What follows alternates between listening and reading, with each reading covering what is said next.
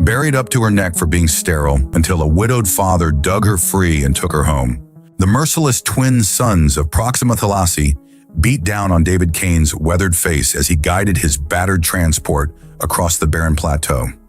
Sweat trickled down his neck, soaking the collar of his already damp utility shirt. The ship's cooling system wheezed pathetically, another item on his ever-growing repair list. "Piece of junk," he muttered, smacking the console with calloused knuckles. "Hold together just a little longer." 6 months since Elena's death, and everything seemed to be falling apart.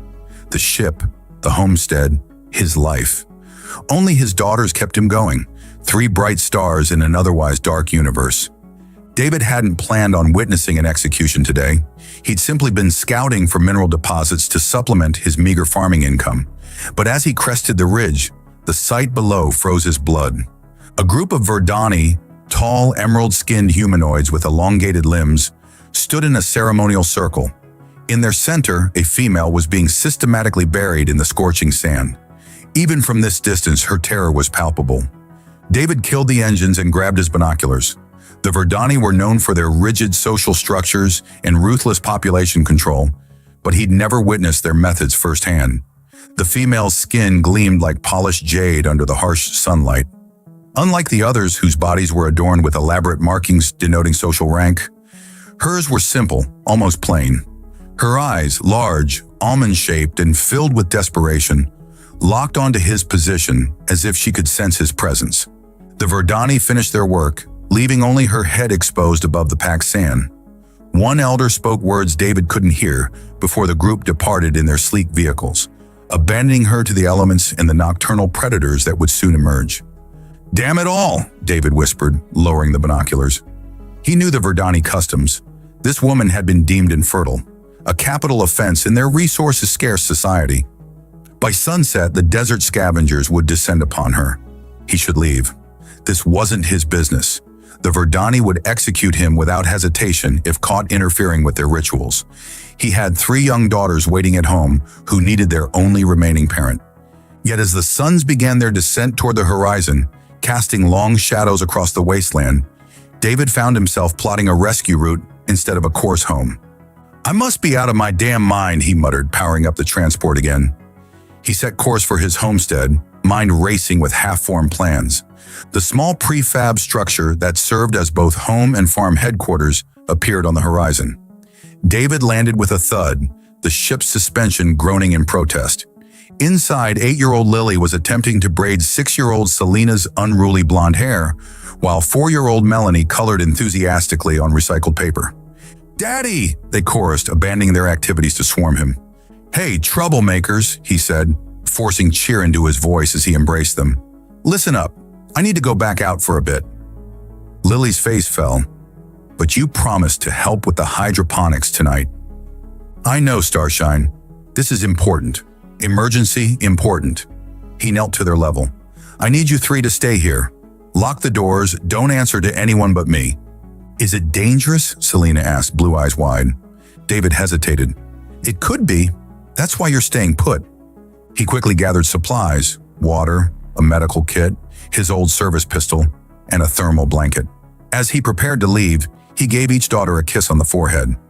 "I'll be back before you know it. Be good."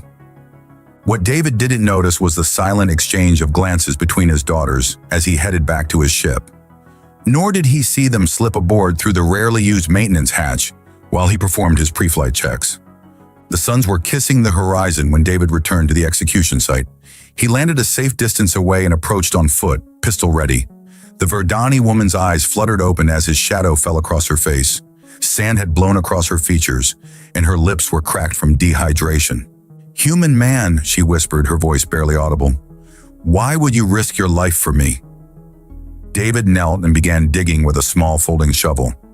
"Because no one deserves a fate like this?" Her eyes, a deep violet that seemed to shift colors like an aurora, widened in disbelief. "They will kill you if they discover this transgression." "Then let's not get discovered." He worked quickly, methodically freeing her body from its prison. The sand was packed tightly, making each shovelful an effort. In the distance, eerie howls began to rise, the desert predators awakening for their nightly hunt. David dug faster. When he finally freed her, she was too weak to stand. Her unclothed body was slender but strong, covered in fine, barely visible patterns that seemed to shimmer in the fading light. David wrapped her in his thermal cloak and lifted her into his arms. "I've got you," he said, surprised at how light she felt despite her height. "Can you tell me your name?" "Thalia," she replied, her head resting against his shoulder. Was Thalia Nix." The howls grew closer as David carried her back to the ship. When the door hissed open, he rushed inside, sealing it behind them. "We made it," he breathed, setting her gently on the small medical cot in the cargo area. "Daddy, who is she?" David spun around, heart nearly stopping. There, peering from behind a storage container, were 3 blonde heads. "What the hell are you doing here?" he demanded, then immediately regretted his harsh tone as Melanie's eyes welled with tears. "We wanted to help," Lily said defiantly. "You looked scared when you left." Thalia's gaze moved between David and the children, a mixture of wonder and confusion on her face. "These are your offspring?" she asked weakly. "My daughters," David confirmed, running a hand through his hair in frustration. "Who were supposed to be safely at home?"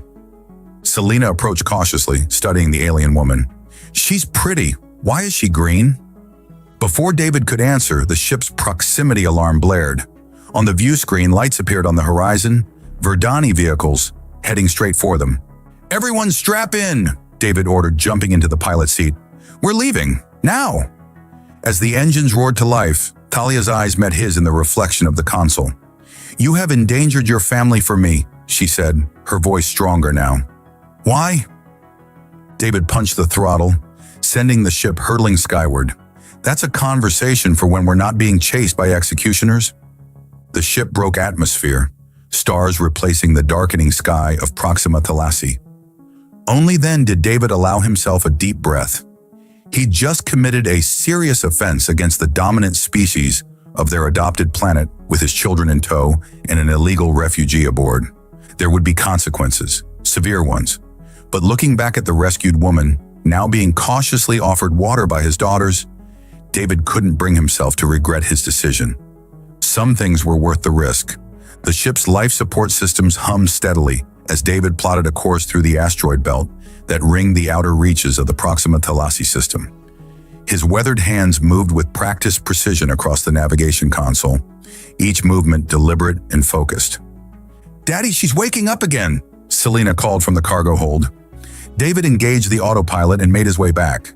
His daughters had arranged themselves around Thalia like curious sentinels.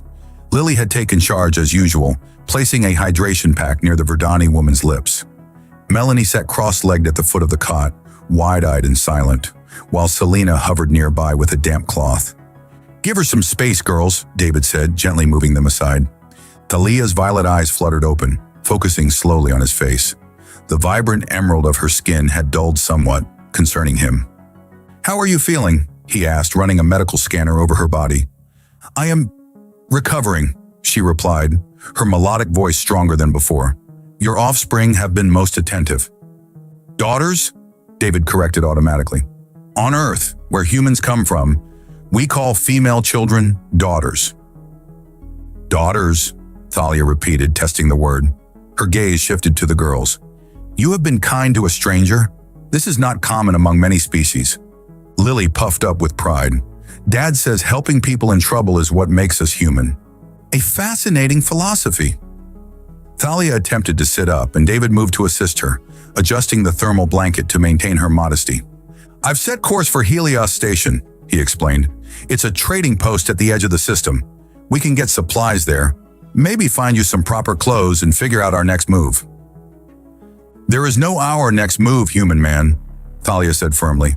"You have already risked too much. At Helios, I will depart from your company." "And go where?" David challenged. "The Verdani have outposts throughout this sector. The moment you're spotted, they'll finish what they started."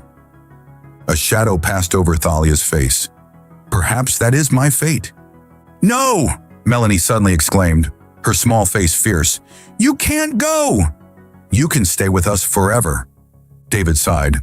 "Melanie, why did they bury you?" Selena interrupted, her practical nature asserting itself. "Was it because you're sick?"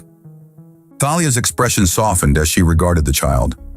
In a manner of speaking, among my people, the ability to produce offspring is sacred.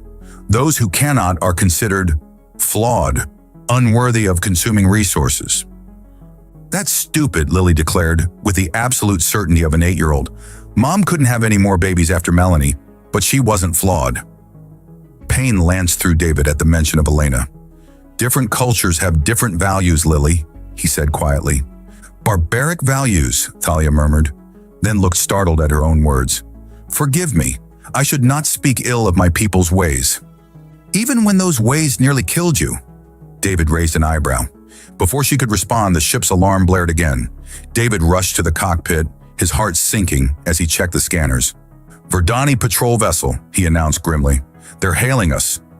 They must not find me here, Thalia said, struggling to her feet. They will execute all of you for interfering with justice. David's mind raced. The smuggling compartment, under the floor panels in my quarters. He helped Thalia to the hidden space, designed for transporting goods of questionable legality, a feature the previous owner had installed that David had never thought he'd use. The compartment was cramped, but would conceal her from casual inspection. Stay absolutely silent, he instructed as he closed the panel. Girls, not a word about our guest, understand? This is life or death. 3 solemn nods answered him. He returned to the cockpit and accepted the hail. A stern Verdani male appeared on the view screen, his elaborate facial markings indicating high military rank. Human vessel, identify yourself and state your purpose in this sector. David Kaine, registration THX1138, he replied, keeping his voice steady. Independent prospector and farmer. I'm transporting minerals to Helios Station. Your vessel was observed in the vicinity of a sacred ritual site earlier today, the Verdani stated. Explain your presence there. David had prepared for this. I was surveying for mineral deposits. When I realized I'd entered a ceremonial area, I left immediately. My apologies for the intrusion. The Verdani's eyes narrowed. We will board your vessel for inspection. With all due respect, Commander, I have 3 young children aboard, and we're on a tight schedule, David countered. I'm happy to submit to a remote scan. A tense silence followed. David could feel sweat beating on his forehead. Very well, the Verdani finally conceded. Prepare for scan. David nodded, praying that the smuggling compartment was as scan-proof as advertised. A beam of light swept through the ship, cataloging its contents. Scan complete, the Verdani announced after an excruciating minute. Be advised, human, that interfering with Verdani justice carries the penalty of death. Proceed to your destination. The transmission ended, and David exhaled shakily. We're clear, he called out. He retrieved Thalia from the compartment, noting how the confined space had taxed her already weakened condition. She trembled slightly as he helped her back to the cot. You continue to risk everything, she said softly. I do not understand. David checked her vital signs on the scanner. Let's just say I've seen enough injustice in my life to recognize it when I see it. Were you a warrior on your world? She asked, studying his methodical movements. Colonial Marine Corps, 15 years, he confirmed. Saw action in the Centauri conflict and the Rigel border disputes before settling down. Yet you chose this isolated existence, far from your kind. David's expression clouded. Elena, my wife, was a xenobotanist. She believed Proxima Thalassiae held plant compounds that could revolutionize medicine.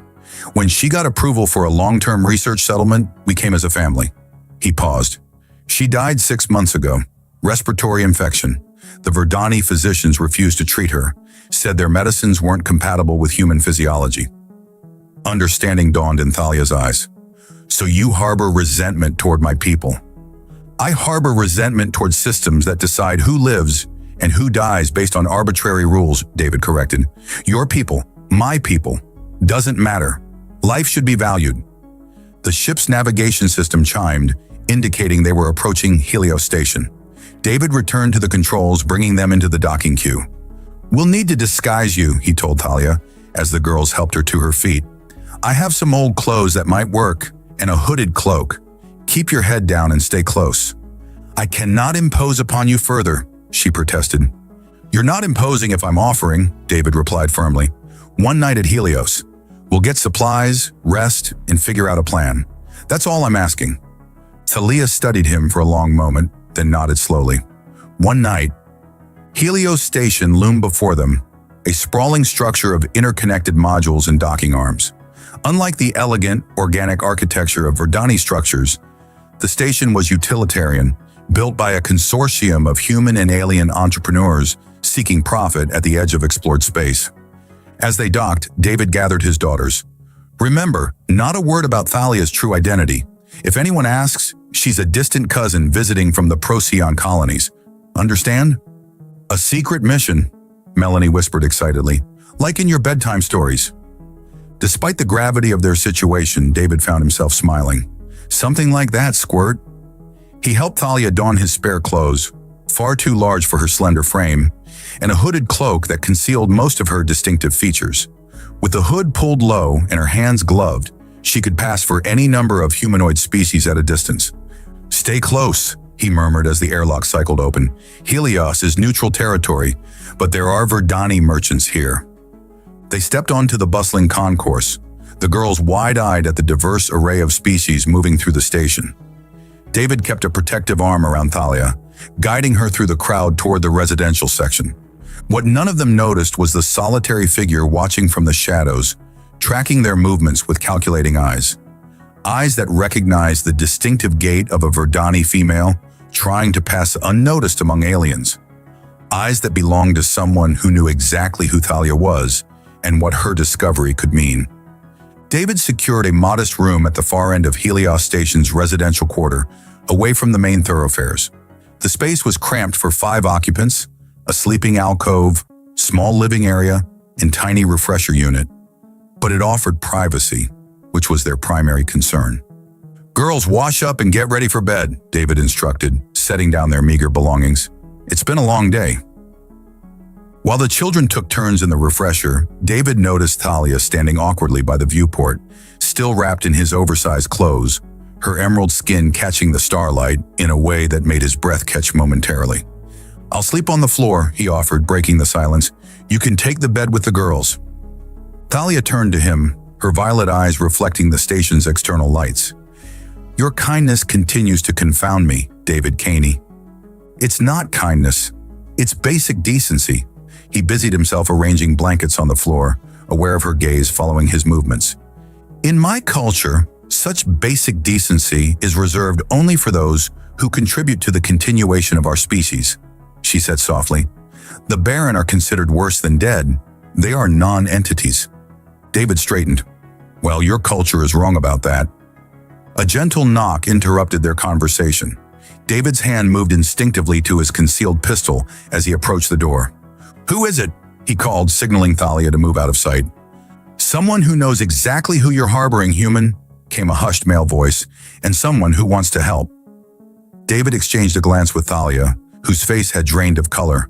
He positioned himself protectively between the door and his daughters before opening it a crack, weapon ready. Outside stood a Verdani male, shorter than most of his kind, wearing nondescript trader's garb and a hood that partially concealed his facial markings. "You have exactly 5 seconds to explain yourself before I shut this door," David growled. The Verdani's eyes flicked past him to where Thalia stood. "Lady Thalia Nix, daughter of Supreme Archon Valen Nix, I am Kieran of the Reformation. Your father believes you dead, but there are those of us who know the truth of your condemnation." Thalia stepped forward, her posture suddenly regal despite her disheveled appearance. "Kieran? From the Science Ministry?" "The same." He bowed slightly. "May I enter?" "What I have to say should not be spoken in corridors." David reluctantly allowed him in, keeping his weapon visible. The girls watched wide-eyed from the sleeping alcove as the stranger entered. "Speak quickly," David demanded. Kieran nodded. Lady Thalia was not condemned for infertility. That was merely the official explanation. She was condemned because she discovered evidence that the Verdani leadership has been manipulating our population's fertility for generations, creating artificial castes and controlling who may reproduce. "Is this true?" David asked Thalia. She nodded slowly. "I was a geneticist in the reproductive sciences division.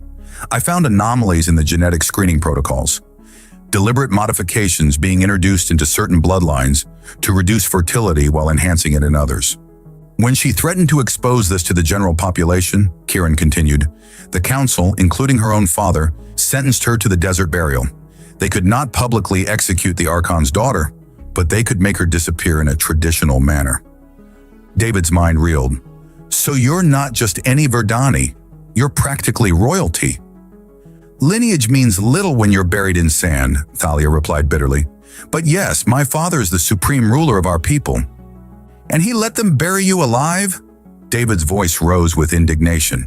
He ordered it, she whispered, to preserve the system that keeps him in power. Kieran interjected, there's more. A Verdani delegation arrived at Helios an hour ago. Official representatives claiming to be searching for a dangerous criminal. They're methodically searching the station. We need to leave, David said immediately. My ship is docked in the lower bay, Kieran offered. I can transport you to the outer colonies where the Reformation has a presence. David hesitated, studying the Verdani mail. Why help us? What's your stake in this? I believe in truth, Kieran replied simply. And Lady Thalia's research could free our people from generations of genetic manipulation and social control. Before David could respond, Lily called from the sleeping alcove, Dad! Melanie's not feeling well. He turned to find his youngest daughter flushed and trembling. When he placed a hand on her forehead, her skin burned with fever. She needs medical attention, he said, concern evident in his voice. The station's medical facility will have records of your visit, Kieran warned. They'll find you. Thalia knelt beside the child, examining her with gentle hands. This resembles Cassorian fever, common among humans who visit Proxima Thalassiae for the first time, but rarely serious if treated promptly. You know human medicine? David asked, surprised. I studied comparative xenobiology as part of my research, and she explained. I can treat her, but I need specific medications. Kieran nodded. I can obtain them without raising suspicion. While he departed on this errand, David sat beside Melanie, stroking her hair as Thalia prepared a cool compress. Their hands brushed accidentally, sending an unexpected current between them. Their eyes met briefly, and David was struck by the depth of concern in her gaze for a child she barely knew. Thank you, he said quietly. Your daughter is innocent in all this, Thalia replied, as are all children born into systems they did not create. In the cramped quarters, their proximity felt suddenly intimate. David became acutely aware of her, the subtle floral scent of her skin, the graceful movement of her hands, the curve of her neck as she bent over Melanie. When Elena died, he found himself saying, I thought I'd never feel... He trailed off, unsure how to continue. Thalia's gaze softened. Attraction is not betrayal, David Kaine. Life continues, even after loss. Her directness startled him. Verdani apparently didn't believe in subtle flirtation. Is that how Verdani approach these things? Straight to the point?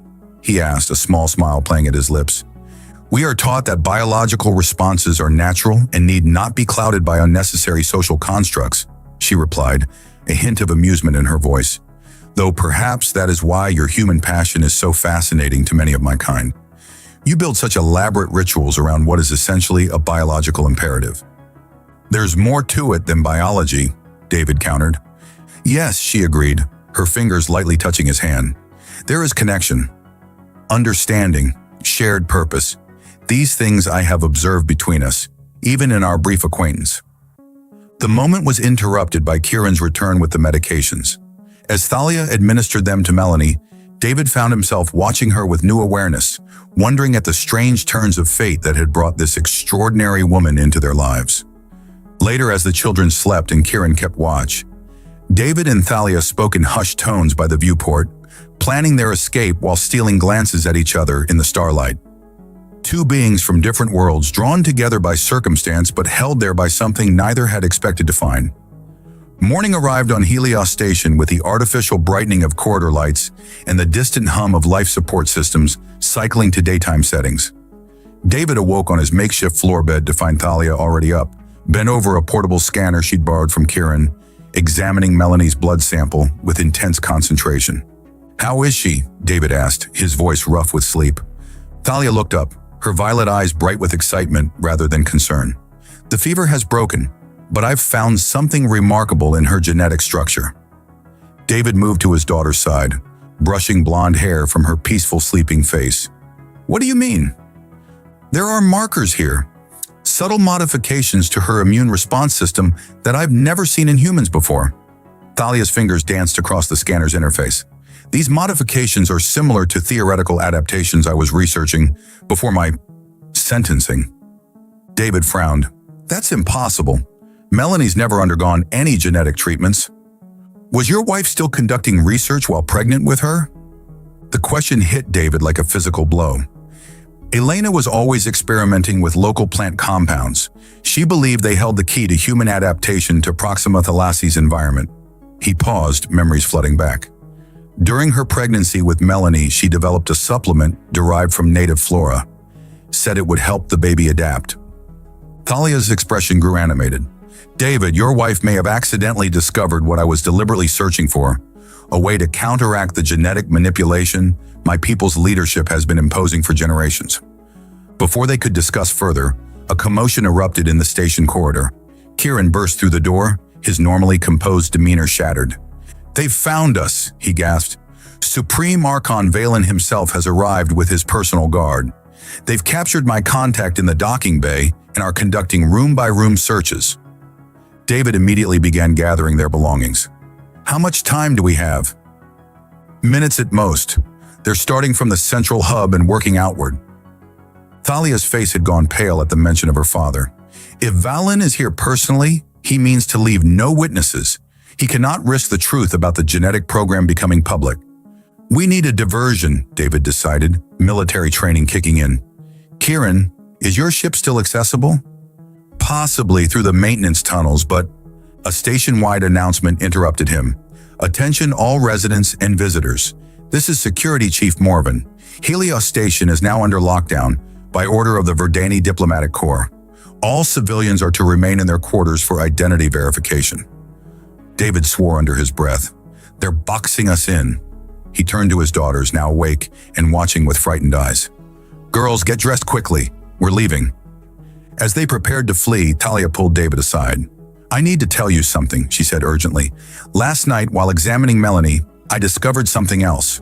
Your wife's research. It didn't just create adaptation. It created a cure. The compounds in Melanie's bloodstream could potentially reverse generations of genetic manipulation among my people. Elena never mentioned she may not have known the full implications, but this discovery could free my people from the biological casts that have been artificially imposed on them. Thalia's eyes shone with emotion. Your wife's work and your daughter's blood could save my entire species from genetic slavery. The weight of this revelation settled between them as they stared at each other. In the artificial light of the station morning, David saw Thalia not as an alien refugee, but as a woman fighting for her people's freedom, a cause he understood all too well from his military days. We'll figure this out together, he promised, his hand finding hers. The touch sent electricity through him, a reminder of the growing attraction that had been building between them since their first meeting. Thalia stepped closer, her emerald skin flushed darker with emotion. Last night when we spoke by the viewport, I have never met anyone like you, David Kaine. Your kind calls it courage, this willingness to risk everything for what is right. My people would call it foolishness. Yet I find it, she searched for the word, intoxicating. The air between them charged with unspoken desire. For a moment, the danger outside their door faded as David found himself drawn to her, his hand rising to trace the delicate patterns on her cheek. Dad! Lily's urgent whisper broke the moment. Someone's coming! Kieran moved to the door, listening intently. Guards! At least 4. We must go now. David reluctantly stepped back from Thalia, the promise of what might have been hanging between them. We'll continue this conversation when we're safe, he murmured, his eyes conveying what words couldn't. Her answering smile was both acknowledgement and promise. They slipped into the maintenance corridor behind their quarters just as the main door burst open. Through a ventilation grate, David glimpsed tall Verdani guards in ceremonial armor, led by an imposing figure whose elaborate facial markings and regal bearing could only belong to Supreme Archon Valen Nix. Find my daughter and the humans, the Archon commanded, his voice cold with authority. The children may be taken alive. Their genetic anomalies require study. The adult male is expendable. David felt Thalia stiffen beside him at her father's callous words. He squeezed her hand reassuringly as they crept through the narrow maintenance tunnels, the girls following silently behind, with Kieran bringing up the rear. They had nearly reached the lower docking bay when disaster struck. A maintenance worker rounded a corner, startled by their presence. Before Kieran could stop him, the worker hit an alarm panel. "Run!" David shouted, scooping up Melanie as they sprinted toward the bay doors. They burst into the cavernous docking area just as security shutters began descending. Kieran's small transport vessel sat on Pad 7, tantalizingly close yet separated from them by an open expanse. "We'll never make it before they seal the bay," Kieran said, despair evident in his voice. David surveyed the situation with the cool assessment of a veteran. "Yes, we will." He handed Melanie to Thalia. "Get to the ship, start the engines. I'll create a distraction."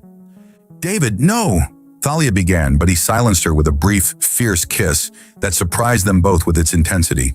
"Trust me," he whispered against her lips. "I'll be right behind you." As Thalia led the children toward the ship with Kieran, David moved in the opposite direction toward the environmental control panel. Years of military service had taught him that every secure facility had vulnerabilities, and station docking bays were no exception. Behind him, he heard the bay doors slide open and the measured footsteps of Verdani guards. He reached the panel just as a commanding voice rang out. "Halt, human!" David turned to see Supreme Archon Valen himself, flanked by 6 elite guards, their weapons trained on him. Beyond them, he could see Thalia, and the others had reached Kieran's ship, the entry ramp descending. "You have something that belongs to me," Valen stated coldly. David smiled grimly. "No, Archon. Your daughter belongs to herself, and now she belongs with us." He slammed his fist into the emergency purge button. "He's gone," Lily whispered, her small face pressed against the viewport as Kieran's ship broke Helios Station's orbit. "Dad's really gone." Thalia stood frozen at the navigation console, the emergency purge alarm still echoing in her mind. The image of David facing her father, sacrificing himself so they could escape, burned behind her eyes. "We have to go back," Selena insisted, tears streaming down her face. "We can't leave Dad." Kieran shook his head grimly.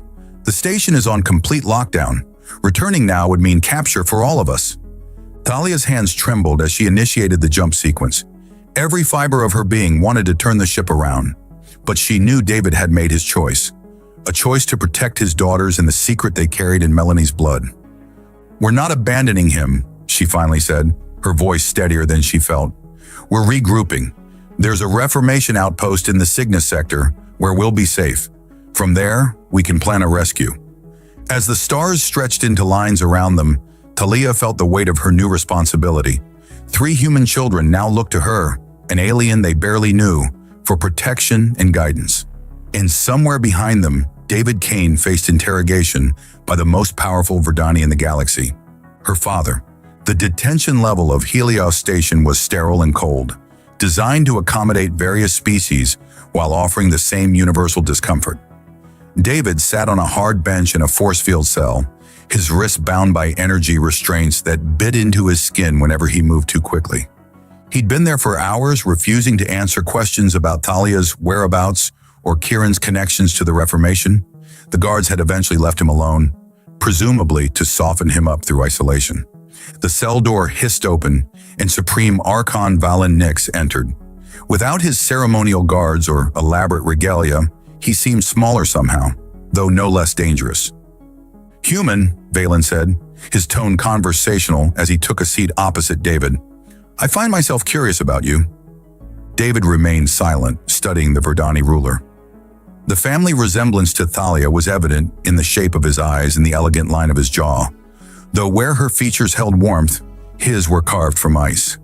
"My daughter has always been impulsive," Valen continued, "passionate about her causes, but to risk everything for mere theory, that was unexpected, even for her." "Genetic manipulation of your own people isn't a mere theory," David finally responded. "It's systematic oppression." Valen's expression remained impassive. "It is necessary control. Our world has limited resources. Without population management, we would have destroyed ourselves millennia ago. So instead, you created a caste system where some are born to rule and others to serve, based on fertility you control." David leaned forward, ignoring the bite of the restraints. Where I come from, we call that tyranny. And where you come from, humans nearly rendered their planet uninhabitable through unchecked reproduction and resource consumption, Valen countered smoothly. Your species survived through blind luck and desperate space colonization. We survive because we value every human life, not just the ones deemed worthy by some genetic lottery. Valen studied him with newfound interest. Is that why you saved her? This abstract principle of universal worth? David thought of Thalia, her courage, her brilliance, her unexpected tenderness with his daughters. I saved her because no one deserves to die buried in sand for speaking the truth. And now you harbor feelings for her. It wasn't a question. How, typically human, to confuse biology with higher purpose? You wouldn't understand. On the contrary, Valen stood, circling the small cell. I understand perfectly.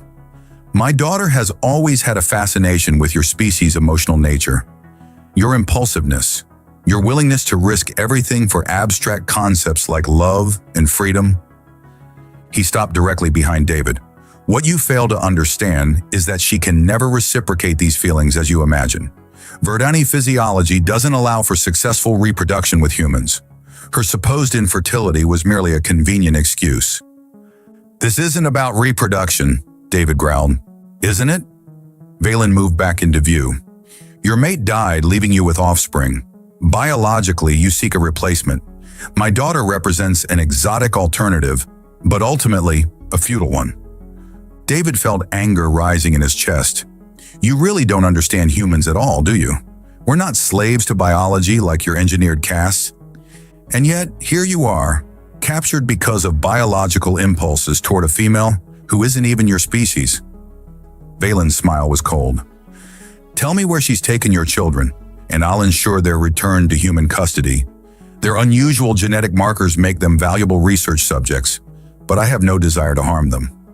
Research subjects? David strained against his restraints. They're children, not lab specimens. They carry something unprecedented, a potential key to undoing generations of careful genetic architecture. Valen's voice hardened. Your mate's experiments with our botanical compounds created something that should not exist. The children must be studied, their blood synthesized.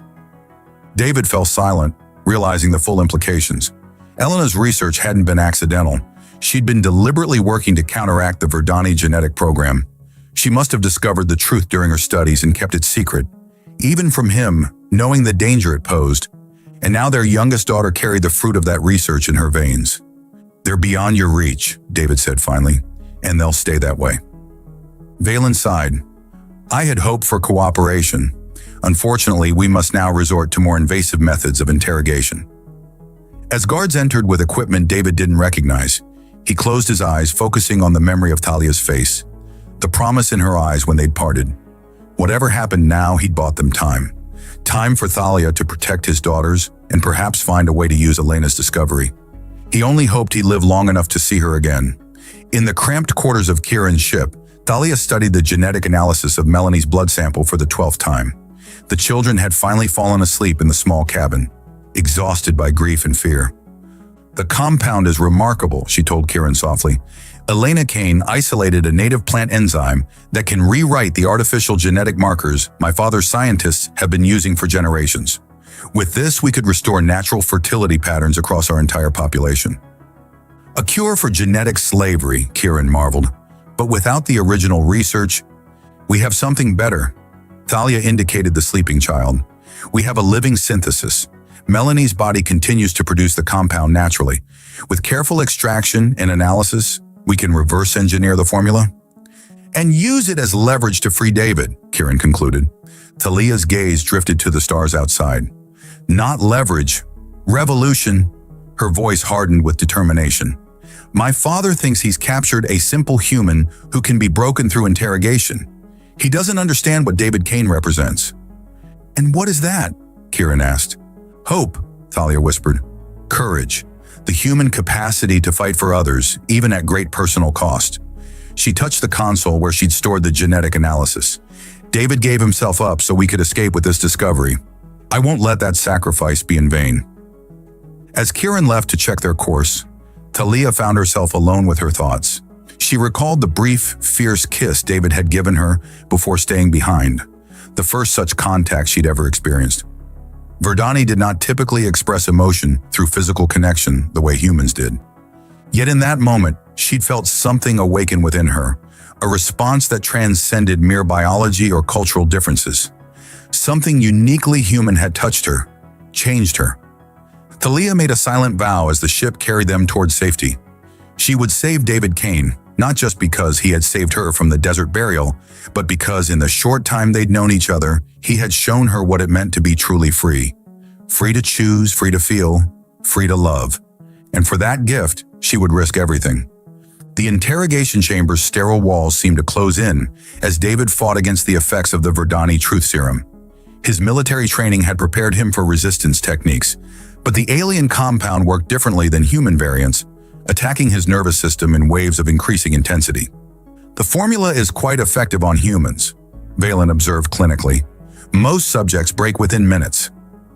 David focused on his breathing, using pain management techniques from his Marine days.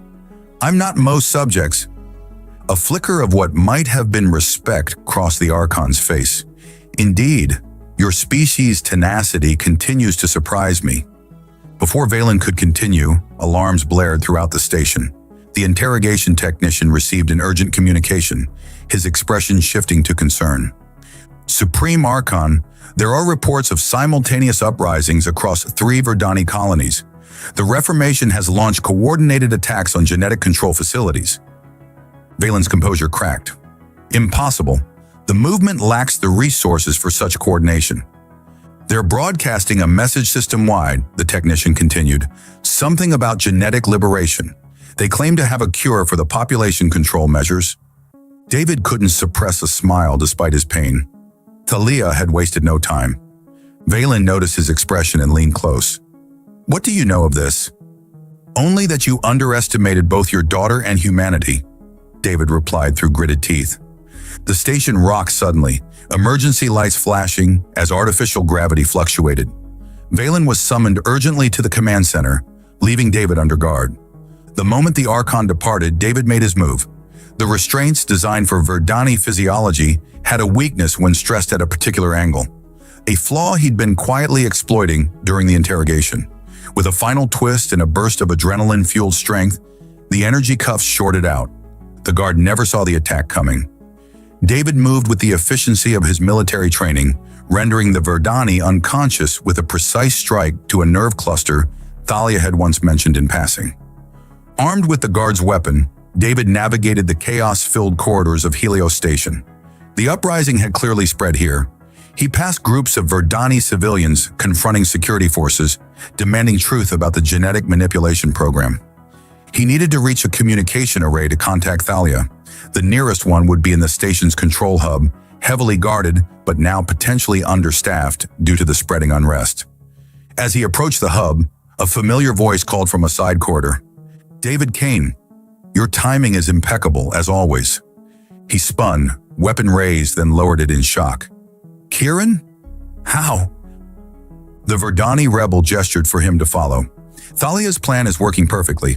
The Reformation cells received her formula synthesized from your daughter's blood.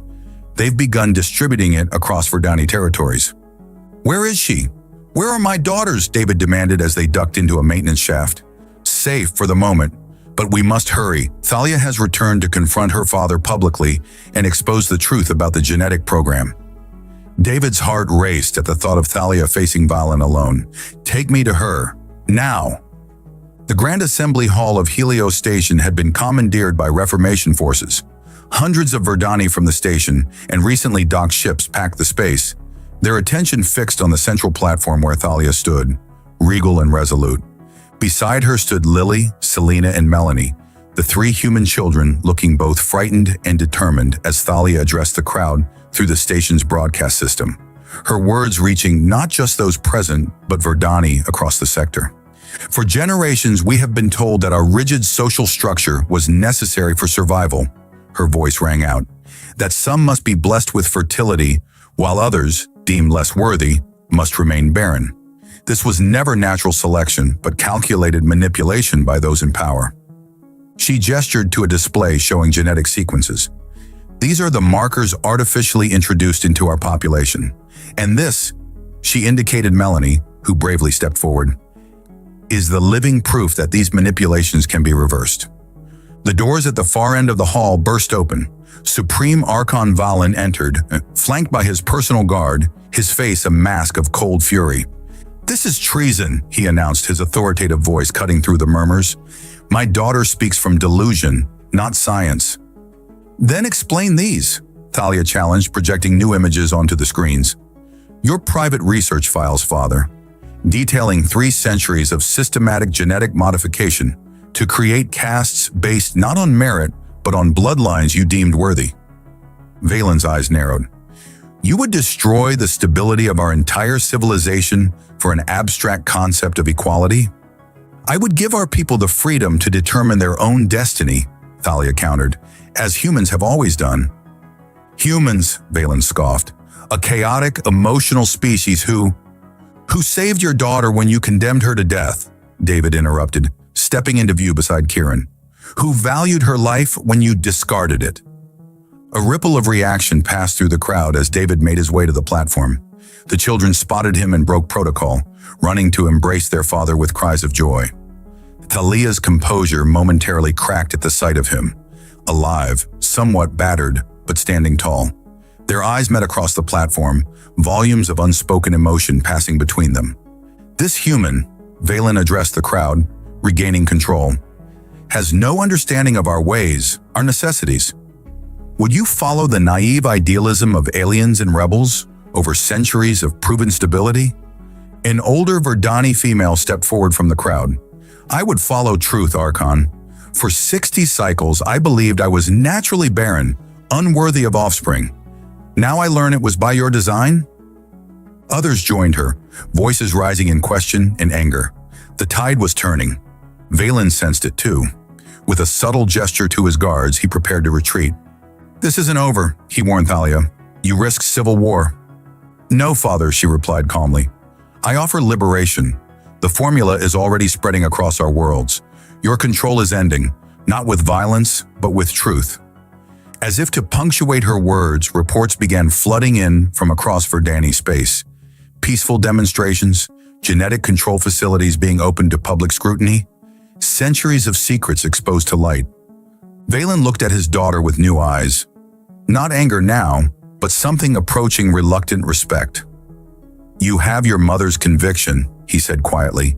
"She too believes some principles were worth any sacrifice." With that enigmatic statement, he departed, his authority visibly diminished as even his guards hesitated to follow. In the aftermath, as the assembly hall buzzed with excitement and plans for a new Verdani future, David finally reached Thalia's side. "You came back," he said simply. "I never left," she replied, her fingers tentatively finding his. "Not in any way that matters." That night, after the children were safely asleep in quarters provided by the new provisional authority on Helios Station, David and Thalia found themselves alone for the first time since their separation. "Your wife's research," Thalia said softly as they stood by a viewport watching ships arrive from across the sector, bringing more Verdani seeking the liberation formula. "She must have been extraordinary." "She was," David agreed. "She believed in helping others, no matter the cost. I think you would have liked each other." "I owe her everything," Thalia murmured. "My freedom, my people's future." David turned to face her fully. "What happens now? Your people will need leadership during this transition." "They have Kieran and others who have fought for this day far longer than I," she replied. "My path lies elsewhere, if you'll have me." The question hung between them, laden with possibility. "The girls have already decided you're staying," David said with a smile. "Melanie's planning to redecorate the spare room for you." Thalia stepped closer, her emerald skin luminous in the starlight. "And what about their father? What does he want?"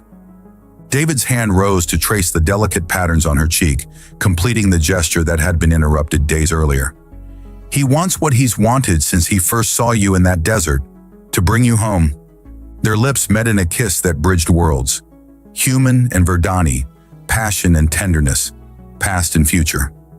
When they finally parted, Thalia's eyes shimmered with emotion. "I never understood human intimacy before," she confessed. "My people connect for reproduction, for biological necessity. But this is something else entirely," David finished for her. That night, they discovered the language of touch that transcended species, a communion of bodies and souls that needed no translation. In the privacy of their quarters, cultural differences melted away, replaced by a more ancient understanding that predated both their civilizations. 3 months later, the homestead on Proxima Thalassi's had been transformed. The hydroponics bay now included a research laboratory where Thalia continued to refine the formula that had liberated her people. The Verdani society was rebuilding itself, painfully at times, but with a new foundation of truth and choice rather than control. Valen had stepped down as Supreme Archon, replaced by a council that included representatives from all former castes. He had retreated to a remote estate, neither forgiven nor forgotten, but no longer in power.